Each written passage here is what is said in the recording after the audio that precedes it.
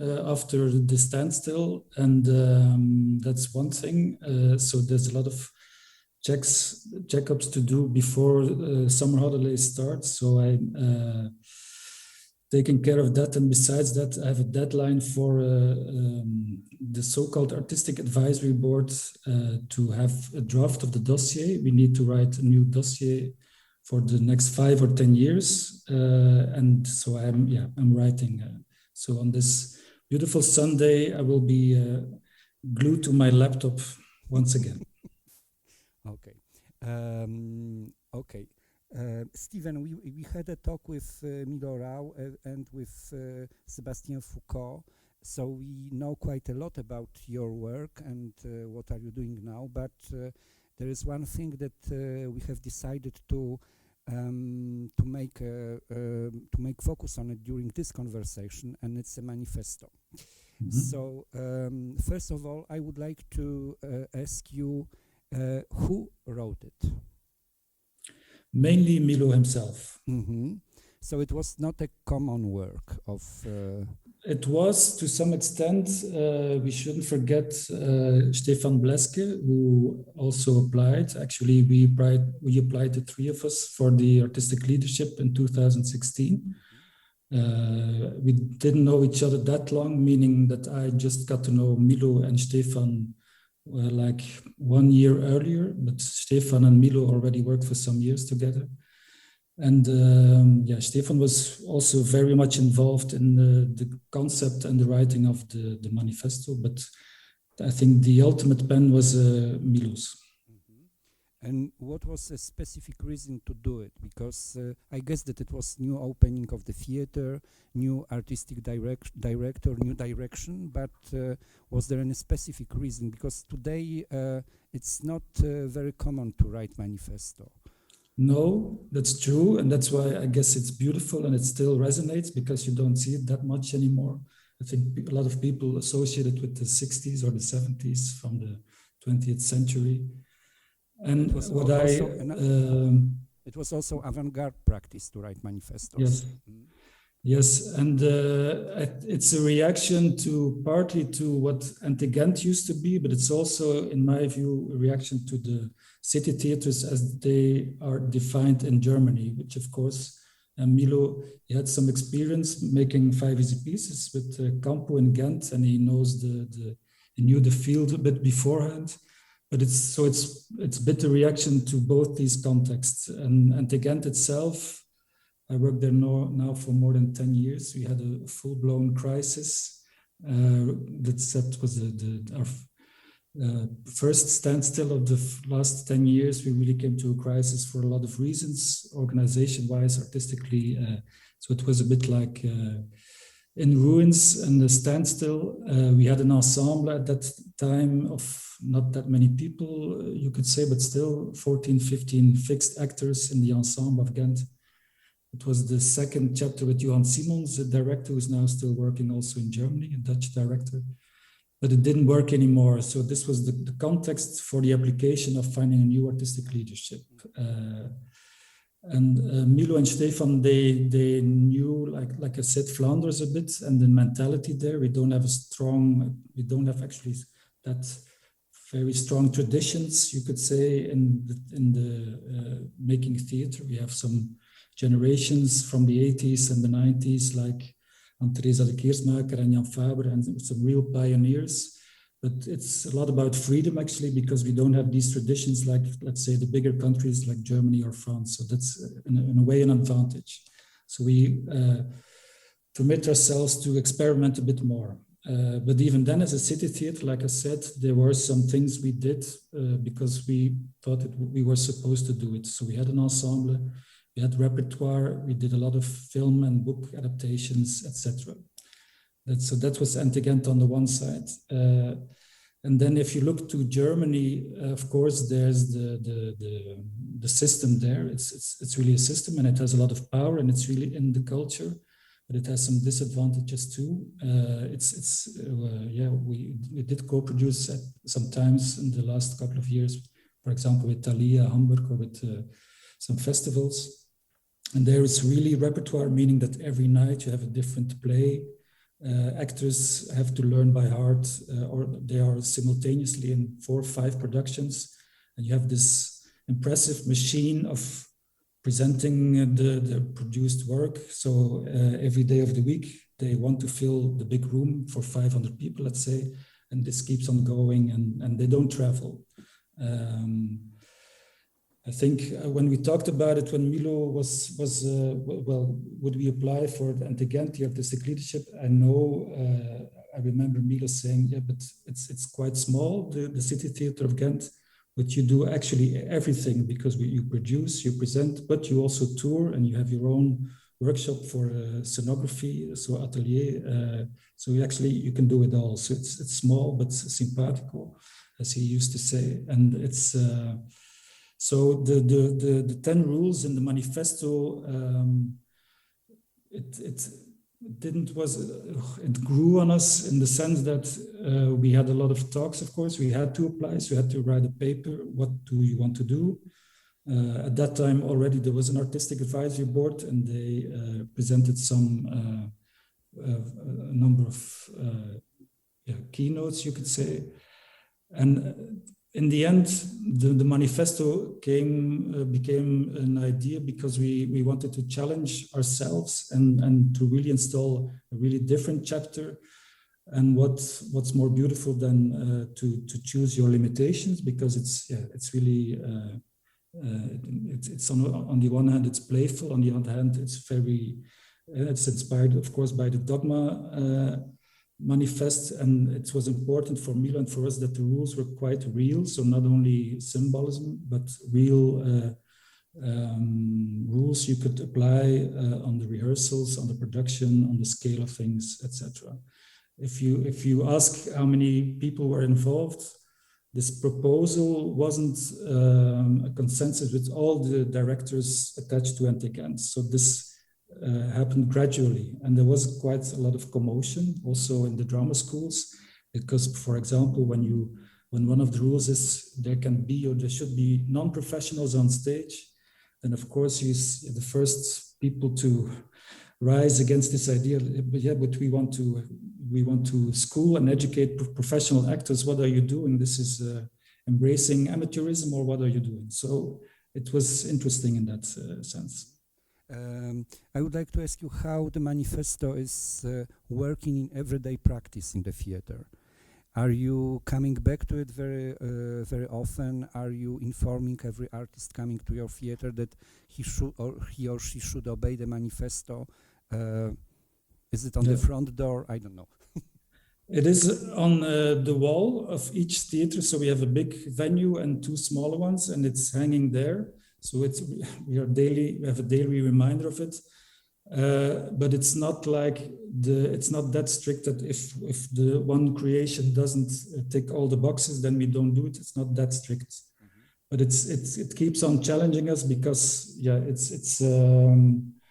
so some productions score better, you could say, than others, and indeed it's there as a kind of cornerstone of the artistic policy, and I think it's more in our heads than we actually realize often.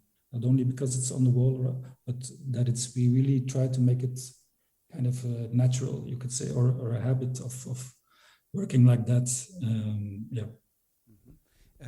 You said that manifesto is challenging you, but I also think that it is protecting you from some bad practices. And I would like to have your comment on this point, saying that the text of the classical text can be only 20% of the total text. What does it mean for you? What it means, you mean? What does it mean for you as a dramaturg, and what does it mean for your work? Because we in Poland we are quite attached to classical theater, and we have repertory theaters, and only very few theater are working with a text in such a free way that you can change it, you can mix it, you can make a complex adaptation, or you can just take it from the newspaper or from the everyday life. Well, I guess this rule is one of the most explicit reactions to the German system, where you have these traditions. On the other hand, when we were presenting it and we were explaining it, it's true, of course, as we know historically. Also, Shakespeare took existing plays and he made his own version. These were stories almost for centuries, being there and then making your own adaptations. So it's, when you look at the work of Milo himself as a director, we had to postpone now Antigone and the Amazon, but there are some others too, like Orestes in Mosul, etc. So we do love history and where we come from, and there should be this notion of you need to know where you're coming from, basically. That's very clear. But only then it starts to add something else. So it's a bit and in that sense. It's not that we don't read the classics anymore, but when we produce, we embrace the challenge of adding something. And I must say the 20% is a bit arbitrary, but still, for example, to name another director, and I'm looking forward to the edition next year, and then I will be there in person. But Luc Perceval, for example, is one of the Flemish heroes in theater, making repertoire, and also now what we made is, or we are making this trilogy of The Sorrows of Belgium. It's really, you could say, documentary style, zooming in based on several sources.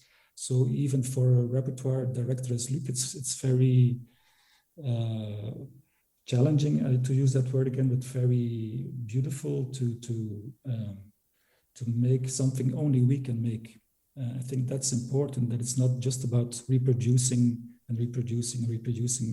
It can become a bit boring. Of course, even if you stick to the text, you can make a beautiful production, and we're not saying this is, everybody should work our way, but this is the NTGent proposal, and that was interesting to do. The fact we are still debating it, it's challenging for every party involved, you could say. So it's a symbolic gesture, but it's also a real thing. And indeed, I think, like I mentioned before, the years before with Johan Simons, but other directors, we did more repertoire, like the full text. But even there, it's you should make it your own. Otherwise, why doing it? You know. Luc Perceval was working in Poland at the moment. He just premiered Three Sisters in Warsaw, and yeah, it's a Chekhov text, a little bit cut, but still Chekhov. So I have a question: if he would come to you with this proposal, you would say no? We would surely discuss it. And actually, to name another Chekhov, and I think, and I wasn't involved as his production dramaturg, so I can safely say it. I'm a really big fan. If you have a video, I think you should watch it. Platonov. This was actually, which he made in Ghent. I think it was in 2013 or 14. This was his coming back after years and years in Germany. And if you look at, it's like 34 pages, and the theme or the characters are there. You can, but it's really, it's filled with dialect and it's only the bone of the text of Chekhov, but the content is there. I don't think, of course, it's an interpretation, and you can argue, yeah, but why cut these texts? But Luc was already doing it in pre-Milo, pre-Manifest time also. So I think we have an understanding about it also with Luc, and it's of course he's an older generation than Milo, but all the more reason to I keep using the word challenging, but to keep challenging yourself. It's all these rules are actually kind of an incentive not to have knowingly or unknowingly a routine, like just a filling in exercise and like doing your business. It tries to keep you awake and on the top of your toes. You say in your manifesto that you want to change the world and you want to make the representation real. Is it possible? That's for me. These are two very different lines. Of course, the first thing, it's not just about portraying the world, and it's kind of a safe definition of theater as a kind of illustration, tableau vivant. So this we don't want. It's clear that it's changing is a very activist agenda, you could say, and we do want, and this we are actually more and more investing. For this dossier I'm writing, we even want to have more political projects around the artistic projects and really stimulate the debate about very different topics. So theater is a platform to talk about big topics beyond art. It's of course, it's not black and white, but it's really via art or theater we want to look at the world, and actually we are thinking about writing a new manifesto or kind of manual because we think there are still some things missing, like ecology now. And of course, everyone is doing it, but still we want to, yeah. And the other thing is the how real is theater. I think the transparency of and it's a bit dramaturgical definition, but showing how theater works, and like Milo, for example, is often using the concept of reenactment. Like, you see that it's fake. Let's say if there's a little girl on a mattress or something, it's not like she's in a basement or she can be harmed, but it's still the power of suggestion is very real. But you show the mechanisms of theater, and that's in that sense you make it real because it's about transparency for me. So in this first rule, there are already two very different concepts for me: the activism and the transparency, artistically. So it could have been two lines. Because in Poland we very often discuss the fact if theater could be a place of social change. You know, if the theater could start the social change, or it can be this place. And what is your opinion on it? I hope it can be, but of course it's impossible to measure it. It's like, I also think that a poem or a song can change an individual, and therefore it can change by definition, maybe not the whole world, but it can have an impact on the world because it starts individually by definition. So what we even in this day of digitalization, and it's as they say, an old art, but it's by definition very collective. It's in the here and now. It's the ritual. It's about empathy. So yes, we have power, and we should use it. We should be critical for ourselves, but on the other hand, I'm really still happy. I used to be a critic myself, and then I got involved, and then I became a programmer, and now I'm a dramaturg. But I really, really love, and love is one criterion, but I really love the group dynamics, the story you tell. And as we know, also after COVID, we really need stories, and they lift us up or they put us down, but we are very emotional creatures. We are not rational by far. And we should keep doing it, of course. And yes, it can have an impact. Can it change the world? That's an impossible question, in the sense that it's even more monumental than the Ghent Manifesto. But of course, it can have an impact. Yes, of course. And you've said you are working with NTGent for about 10 years. Is there any change in your audience after Milo came and you have published the manifesto? Is this theater different now?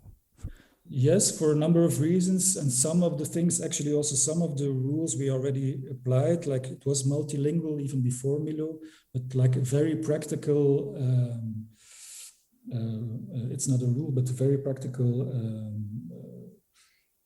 part of the new policy since 2018 is that we have English surtitles. And as a city theatre in Ghent, Ghent has a lot of students, but it's quite popular on the tourist side as well. And there's a number of people we reach now, because if you speak English, then you can see the shows. And we already thought about it beforehand.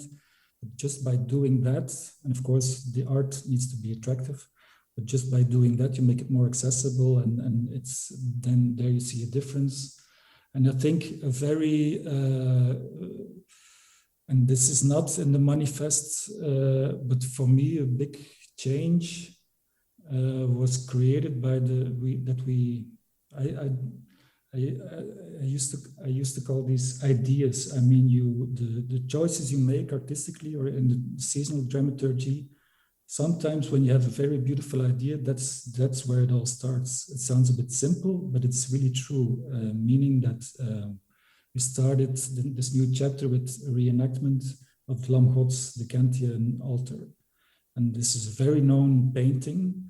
And this proposition, like, okay, the City Theatre is going to make a live version in some way of this very famous painting by the Van Eyck brothers. This triggers your imagination for a lot of people. It's not for the in crowd. It's a very simple idea in itself. Of course, you have to develop it. But in that sense, the choices we make are quite, I like simplicity. We had to name another director, Lies Pauwels, a female director. I did the dramaturgy there too, and this was a project about pain, which is very abstract and very real at the same time. And it was with patients and with people with chronic pain, and so you couldn't see who was the patient and who wasn't.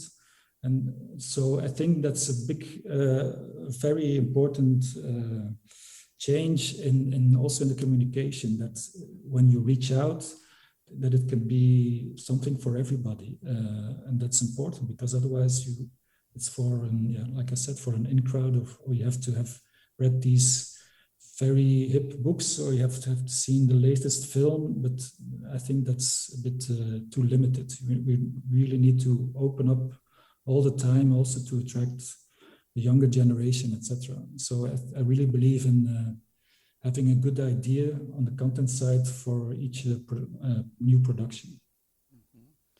You say in your manifesto that the process has to be accessible for the public.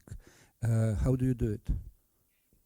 This is actually one of the things we did already beforehand. So we have a public outreach, which is a very small department, but a very important department. So, and we are constantly trying to work in transparency, and just it's by inviting classes or by groups from society, and just rehearsals are not all the time, but they are open, and we have talks about it. And it's you should create an environment of that's very welcoming, and it's not just you can only come to the foyer. No, you can enter the room and you can watch a rehearsal.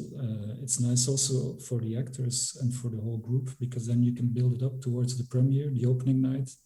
And it's like also like we missed it. We really missed it now the past 16 months. But this live chemistry of having physical people in the room, and I'm not physically there with you today, but and it would have been different, but I already feel some chemistry. But just it's, of course, you cannot deny that this is a beautiful process, and it's So this one we do for quite a while now, and it helps. And the public outreach department is constantly searching for groups to present them theater as an option or something they might be interested in. And on the other hand, we have to be realistic. Theater, it has some, you need to book a ticket, and it's like middle class culturally anyhow, but this shouldn't stop you or us from trying to reach different groups and a big diversity of potential audience. I'm asking about it because in our country the process, the rehearsals are always closed, and actors are very much against to invite someone. So eventually you open the dress rehearsal, last or before last one. And we have an exception now too with Angelica Liddell. She doesn't want some colleagues, co-workers can come in, but she really wants to keep the surprise for the opening night and for the time, the evening you come. But yeah, it can be very discreetly, like when we're working with Luc and we go from the black box rehearsal to the big room. It's actually there that it starts a bit, because then there's more distance and people can step in on the first or the second balcony, and they can, like a fly on the wall, they can witness it, and then they have a talk with the public outreach. So sometimes it's very discreetly, sometimes it's very open. So it's nice. Yeah, we like it, but yeah, you have to. It grows on you like a habit, and then it's fine. So you shouldn't convince your actors to open rehearsals. No, actually, this was never. We have a lot of discussions, but this is not one of them. Okay. And what about this point that seems to me very difficult? I mean that you have to produce one production per season at the area of conflict war. Yes, the most explicit example of that is Orestes in Mosul, and so of course this past season we couldn't do it like that, and there's also for me a big difference between a conflict zone or a war zone. So it's maybe overly ambitious, and that's very Milo Rao to say that. And when you know his trajectory of making theater about Rwanda or the Congo, like he really wants to go and really be there in these places. So that's really part of his DNA. But yes, for example, like the Mosul production, I hope we have some more productions like that. I wasn't the dramaturg myself, so I didn't travel there. And some of the people were afraid actually to go. And you have to have insurance. And what do you do? And what are you doing there? I think it's important for this line to add that it's not just about being there and then going away again. I'm really happy and proud that after the production, Orestes in Mosul, and the network we got there, and we have now extra funding, hopefully by the UNESCO, to invest in the city of Mosul in kind of an art school and for theater and music, because there was nothing there, and then you feel a bit also in conflict, because when you're there to produce art and you get involved and then you leave again, what are you doing actually? It's people stay there in their misery. And so, of course, we are not a political party or the United Nations, but we should look a bit further than going there for artistic reasons. So I think when we write a new manifesto manual, it will be about taking care after the creation too, because otherwise it feels a bit like, stepping in a context and stepping out of it, which is a kind of, in today's terms, a privilege to do so, because we have the freedom to move around and some other people are stuck. So then it's not okay when you look at it from that side. So in that sense, we're also learning and trying to adapt to the needs of the real people over there within certain limitations, but still it's important to think about it. So in that sense, it's a growing work in progress. I think that's very important what you've said. We had a discussion here on Friday, and we were discussing the fact that artists are leaving and people are staying at the place, and so I think that the continuation of your work is great. You are working on plans now, so working on it, do you have to mention this point that this is the production that will be produced in a conflict zone or war zone? And if so, we do so, then we do it for ourselves. The government doesn't ask us for it, because it's only NTGent has the manifest, but we try to. So we can choose for 5 years or 10 years, and it's like I described it to some of the co-workers. Every dossier is like a bit, you could say, taking a photo or a picture, and it needs to be attractive, and you need to recognize it, and it needs to have some new elements. A lot of work goes into it, but it's useful for yourself as well. And certainly this new period starts in January 23, and it's for 5 years or 10. But certainly the first 2-3 years need to be quite exact in the choices, in the names, in the content.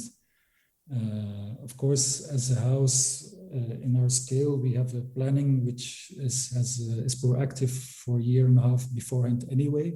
But this is a good exercise every dossier to really recalibrate and really make choices and okay, what do we keep and who are the house artists and how do we proceed?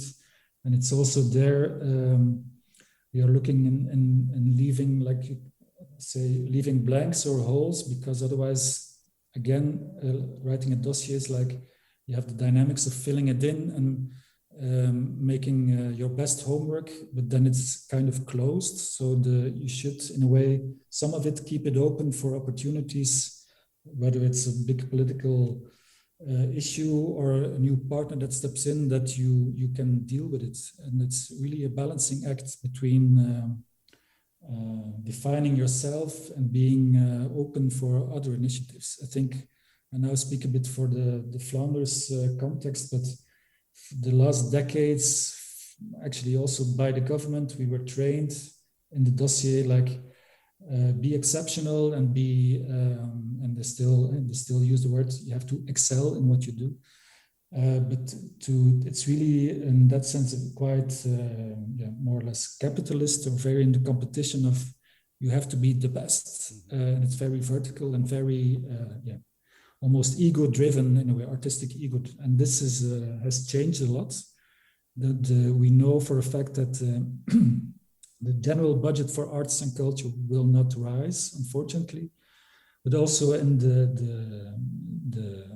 mentality in the arts field, and it's a bit now also followed by the Minister of Culture, but it's more about co-creating and the co-presentation and helping each other. I think that's really important. So it's in that sense, it's a bit more horizontal, but yeah, also there it's a balancing act, because you want to do very exciting things, and on the other hand, give a lot of people possibilities to work at NTGent. So yeah, it's a complex thing, but we'll get there, I guess. Could you give us some examples of the zones you are interested in at the moment? Of the zones that you are interested in the moment. You are observing some places in the world, and you are discussing them as a future work field for you? Mm-hmm. Of the dossier, like plans we have for the dossier, you mean? I mean, you prepare plans, so how do you work on it? Yes, well, I can give an example. In the first, maybe Milo has mentioned it, in the first calendar year of this new subvention period, we want to have a big festival. Not because of the festival, but the idea is to really look, and it illustrates what I've been saying previously.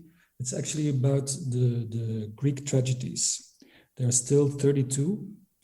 Of course, there were more at the time, but we know still 32. Some of them are fragments.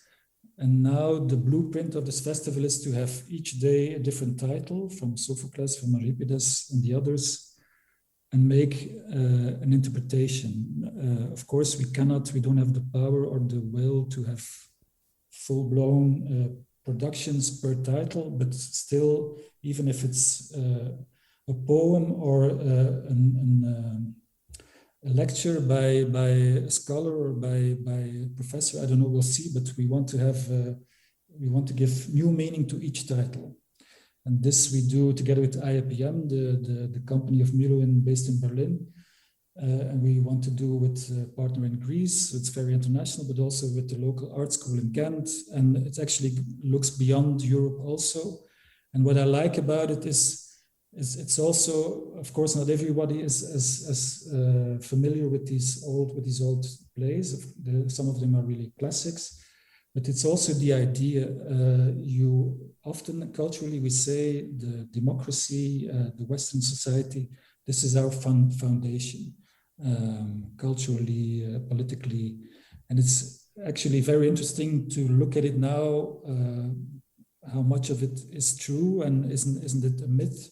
and how do we relate to it, and how much of it is knowingly, unknowingly in our subconscious. And some people even argue that white supremacy starts there. You know, it has a lot of new readings now, also in the United States. And I read a very interesting article about a classicist now saying, actually, I don't buy it anymore. What I have been teaching my students, this myth of Greek as the source or the essence of our.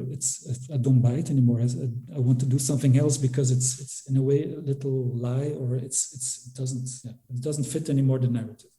So that's an idea we are developing. We have a meeting about it later this week, because it's of course in the volume and also in the content. It's it's a lot to prepare. As you know, maybe you don't know, but in an average season we only produce 6 to 7 new plays, and then we have stuff that's still on the repertoire, or and then we have guest programming. So 32, it's way too much, but we try to make it happen, and I think it's a really beautiful thing to try. And in this context, we want to apply some things we already feel now, like also a bit because of COVID. We really want to also go outside and have a tragedy even in the morning, and not at 8 at night when you're already tired of after a day of work, but to really shake it up a bit and think about the format of theater itself. So that's often also a little experiment we try to do. It's about the big topics, but it's also about our skills and tools and definitions as a theater company. So to maybe look at that and doing it in a different way. So, and yeah, there will be lectures and there will be a lot of collaborations. There will be new plays that will tour afterwards, and Antigone in the Amazon will be Milo's contribution. This is an Antigone linked to the indigenous people in Brazil, and then it's linked to Bolsonaro, and so that's a very typical Antigone interpretation there. But also, hopefully, Luc Perceval will be in with the play, and there will be school kids in via public outreach. And just, yeah, it's making one big exercise, which is as playful as it has hopefully an impact. So I wish to ask you, have people of Ghent spotted the difference that the theater has changed? The Theater of NtGent, yes. You know, to give an example of, and it's a bit symbolic, but it's very real at the same time. We have pronounced ourselves as the city theater of the future. When you know the Flemish people, as we would never say that about ourselves. That's really a Milo touch of saying it, yes. But this is to have this goal, to be so audacious. It's really un-Flemish because we like to think of ourselves as the underdog. And of course, this is also cliche. And of course, well, it's gradually changing, but still it's very un-Flemish to say this about yourself. But yes, like I said, on the audience side, but also in the collaborations, I used to be a programmer too in Vooruit Art Center. And not that long ago, you had kind of 2 divisions. You had the conceptual art or theater, and then you had the text theater. And now it's just one big, beautiful mess of a lot of makers in this big artistic bubble in Ghent. So we have more collaborations than we used to have before, and the audience is following, and it's getting younger, and that's a beautiful thing. So that gives a lot of hope. And unfortunately, also now we feel that after COVID, that the need to be there and to buy tickets is also present. So that's a good sign. I just wanted to ask you about this city theater of the future. What does it mean for you? What the future of the theater will be? When you turn it around, the future of the theater, of course, we are not the only theater or the ultimate theater. We try to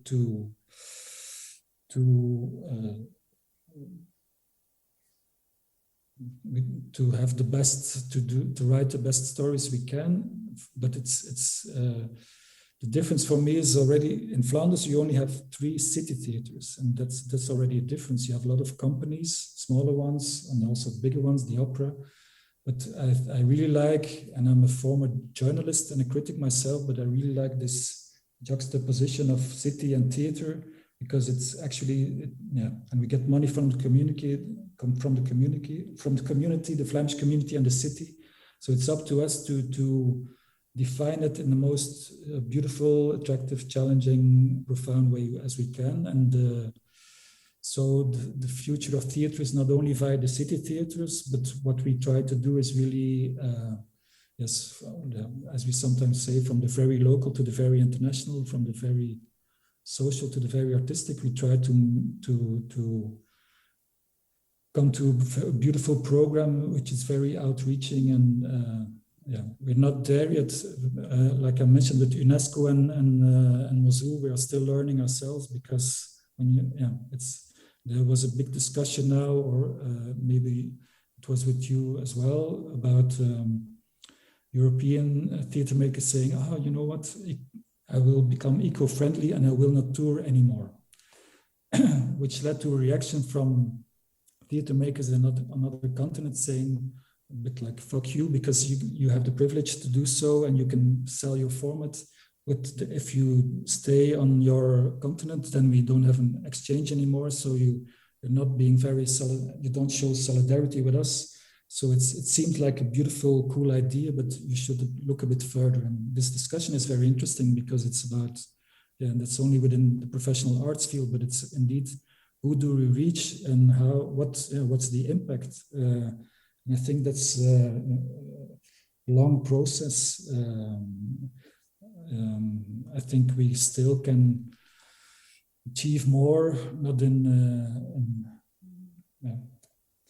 a broad sense. We should, it's about staying on the top of our toes. We have the audience here, you cannot see them. Do you have any questions to Stephen? So I think that it's time to ask them now. No questions. There is one question. Wait a second, you won't see the person, but you will hear the question, hopefully. Okay, otherwise you have to repeat it. Okay, hello, I have a question. How many people, but not the actors and not the technical staff, but how many people from, let's say, artistic team, meritorical team, responsible, for example, for social processes, for finding the partners, are involved in general in NTGent or in each production? Because as I understand, you have like 2 fields of work. The one is artistic, and the other is social. And I know it takes really a lot of time, because you must meet people, you must make partnerships with some so-called social actors, social institutions.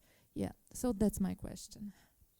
Okay, just to answer first, in general, we used to have 120 co-workers, but this was long ago, and now we're around 80 fixed co-workers and a lot of freelancers.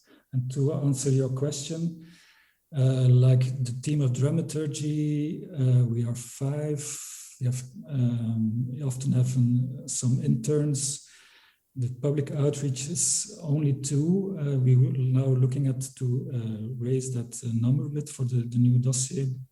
And then the rest is via partnerships. But it's not as divided as it may have sounded, in the sense that it's not like some of the dramaturgs are only into the artistic creations and the other in the social. It's really a mixture, and that's important to not have this division, because I think that's otherwise you get into new trouble. And luckily on the city level, Ghent is quite liberal, and that's the city and the city theater of NtGent, so that's a reality too. There are a lot of initiatives. Just to give an example, that's not our doing, but we helped by supporting it. There was, in times of Corona, we had a kind of a crowdfunding in December for poor people, just by making live radio in one of our smaller theaters in Arca. And this was very nice. I presented 1 hour radio myself with a colleague, but also Variety Art Center was in there, the Family Theatre Cooperative was there, so a lot of Gentian partners were there, and it was like 3 days of live radio, and we just and we streamed it, and there was some little acts, and we did it to help people in economic need. It was called the Armste Week, which is like the poorest week. So this was really like a benefit and crowdfunding thing. But this was not our idea. This was, and we made it happen by contributing and by opening up the room, like giving the theater for free and adding the communication. And you see a lot of this good practice in Ghent, fortunately. So sometimes it's a bit, like I said earlier, sometimes you are the first and you lead the project, but often there are other initiatives, and then you should stay not humble, but just like making it happen and not claiming it. That's also a bit of balance, because of course every theater is also a bit of a brand, but like I said, the mentality there is very different. We do a lot of things together. So the man-woman power of the social and the artistic in reality is often broader than the fixed workers of NtGent. And we team up with other companies. Thank you. Any more questions? If not, I have last question to you, because you are a dramaturg, and this is the profession that is quite new in Poland, and there are many doubts about dramaturgy and this function. Is this function really needed in the theater? So I would like you to describe or to define the dramaturgy. What does it mean for you? It's a good question. Like I said, I'm an autodidact, so I did some studies, but I grew into it. I was at first I was a journalist, and then a journalist who became a critic, and then I stepped into the arts field after 8 or 9 years, become a programmer, first at an art center and then for a festival. And slowly I got closer to the core of the business, to make theater. And it's indeed a very specific job, but it's on the other hand, it's very helpful. It's being kind of the partner in crime for, on the one hand, at first for the director, but also you can be there for the cast as well. But also that's on the production level, but also for a house, the dramaturgy is like taking the lead in all things content-based. And this has an overlap with communication, but it's really about defining the policy of the house and choosing the makers. So it's a bit of programming in our model. I do also the guest programming together with my colleagues. So that's important. Who do you invite next to your own productions? But at the core, I really like it because it's like all the instruments we talked about, Ghent Manifesto, and I use the word challenging, but it's really to